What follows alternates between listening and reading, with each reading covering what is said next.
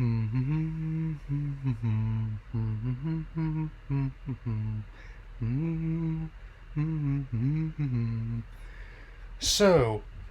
I just got back from Spider-Man No Way Home, and without spoiling anything, as there won't be any in this review, I, for one, absolutely loved it. So, I mean, as finale to this story arc for Tom Holland's version of the character, and a crossover, which is definitely the, the biggest, most anticipated film in the MCU since the end of the Infinity Saga. It made me feel multitude of emotions, including the ones on my How Am I Greeting Today shirt, often at the same time. So, let's get it started. So, taking place right where the events of the previous standalone film left off now that Peter Parker's identity's been outed as Spider-Man, and his life has been turned upside down, and he goes to see Dr. Stephen Strange, playing by Benedict Cumberbatch, in order to try and erase people's memory of what happened and with a spell.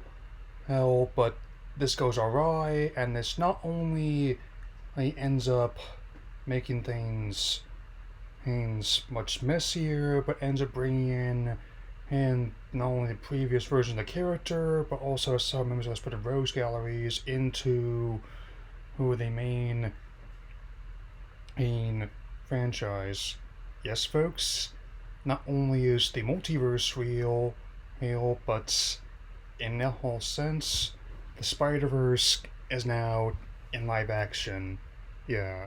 I'll admit there were some concerns much greater than I had going in from others, where it was about how this finale will play out, given the divisive reception to who judged some Spider-Man 3, and especially a 2014's The Amazing Spider-Man 2, who both of which had still divided critics and fans and up underperforming the box office, but in a way, this film was something of an apology for people who won, especially me, encourage the latter. I mean, they managed to take the best elements of both the Raimi trilogy and the Andrew Garfield duology and use them in this film. It also hopes that both Raimi and Mark Webb were on board to make sure the version of the character were handled well, and when the time comes to Scooby-Doo this crap, as Strange puts it, it actually works alarmingly well and ends up not just as probably the best of the Holland trilogy, but easily my favorite live action standalone movie since the second Raimi film, which still remains my favorite installment of the entire franchise to date. And I will submit that, as I told the called it, they did a good job balancing the characters, both friend and foe alike, and even for some people like to claim there aren't any real consequences. I'm not going to spoil it, but I'll once again say I have plenty of ample ammunition to call Bravo Sierra on that claim, because it not only just follows up on choices that were made in previous installments of this trilogy, but also this entire character arc over the past 5 years or so, if not longer. I mean, and it also not only neatly wraps up the story of this arc, but also provides a blueprint for what comes next. Given how there's going to be more coming, and given the Scooby-Doo analogy, it's not just what is going to happen, but also how. But also, even though the humor of the first two films is still there, I laughed quite a bit there, but it also brings in all the darker elements that really stood out at me in both the previous continuities, where, sure, it's still not, they're not above poking fun at the silly elements of the respective movies, but when the situation is on screen, it's presented as such. The fact that Spidey's been outed as Peter is not just played for comedy, but also quite for drama as well, and Oh, and also in a way, it also managed to make effective use of even some of the more divisive comic arcs that where his identity was out as well. Oh, I mean, I won't be spoiling those here, which should give you an idea of how tense they are.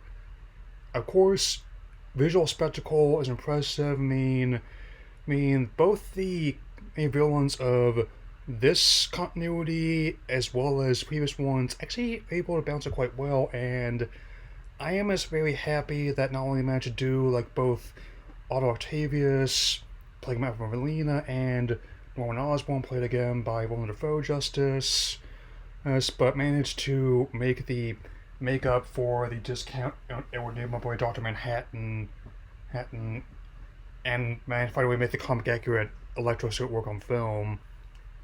Let me just say that Jamie Foxx really made up for the disappointment he had in his previous appearance in spades.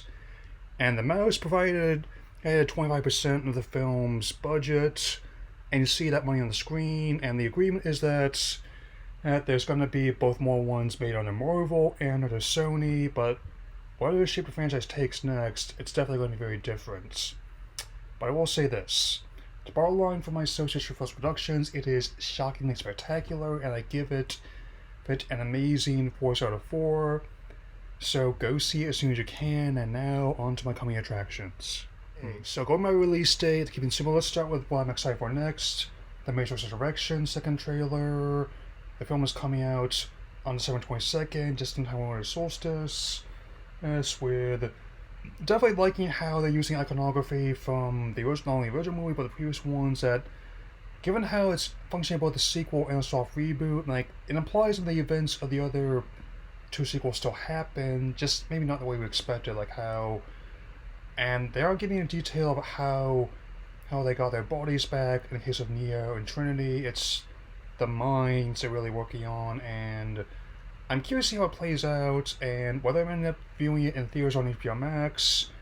The plan's still the same. I'm going to do like the unscripted review first when it comes out, then do a scripted spoiler review in early January 2022, and I also got my LeBron the Matrix shirt ready to go. Oh, and I won't say bells, but I will say I'll have that on, and even like how they're bringing back like the classic Mandy plates and when you spin on it, like how, like, if you go too hot or too cold with the color palette, it looks too overbearing. Green just has that cyberpunk looking feel to it, at least to me. So Moonfall, February. I mean, I don't really have any expectations beyond the usual, given how it's another Roland Emmerich blockbuster, or like equal parts B movie plotting with if AAA level budgeting, and I mean, but I am kind of amused by the Majora's Mask joke people are making, and if Ninty wanted to put that game onto Switch Online, or N64 Online by then, it could be cool. So, what else we got here?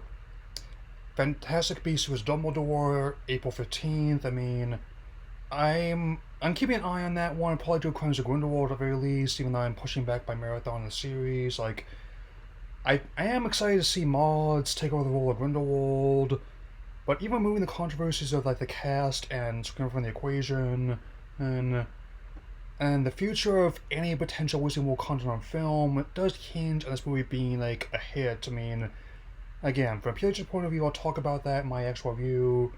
The last movie was the lowest performing critically commercially installment in the series, though fans have been a bit kinder to it than critics were, at least. I mean, don't get me wrong, I liked it, but even I'm not above admitting it had issues, so we'll see how it turns out. I mean, especially since it's coming out a week after Sonic 2, I mean, do I look like I need your power? So glad that became a meme, so yeah. Last but not least, Lightyear, this prequel origin story of Buzz Lightyear, which basically takes the origin of Buzz Lightyear and gives him an HD reversioning. And I mean, even as someone who's not opposed to the idea of rebooting something of itself, it intrigues me. I'm not gonna go into the same place where would say Turning Red, which is like another original screenplay. Hey, but if it's a hit, I'm liking the visuals and the casting and the use of Starman, Mr. David Bowie. Hopefully, it can be like provide a blueprint for a whole kind of prequels. I mean, like Woody's Roundup, Mr. Incredible, maybe even Vampire Husband Hornet. The possibilities are endless. Anyway, that's all I've got to say for now, and I'll see you all next time, because next week I'm going to be talking about an audio fraction as good as the Spider-Man one you saw. Once again, go see it. Later.